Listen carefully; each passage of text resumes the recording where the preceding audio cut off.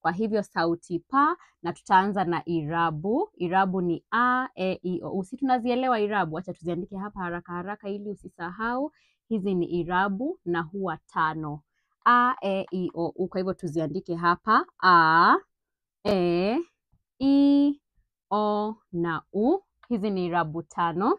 Kisha niliona kuwa ninaposema sauti pa, kuna wanafunzi ambao wanashangaa pa, kisha tuongeze a iwe pa. Kwa hivyo tumie sauti p, ama hii sauti p, p, sauti ni p.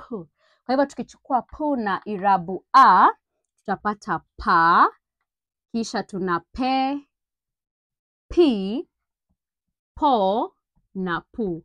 Si hivyo sasa tunaelewa? Kwa sababu sauti inayotokana na hapa tunasema pa, pe, pi, po, pu. Sasa tunatumia konsonanti na irabu, tunatengeneza silabi. Kumbuka silabi ni tamko. Konsonanti na irabu ni sauti, a sound, sauti. Sauti tu kama p, a, e, i, sauti tu. Lakini pia irabu inaweza kuwa silabi. Tutaendelea kusoma pamoja.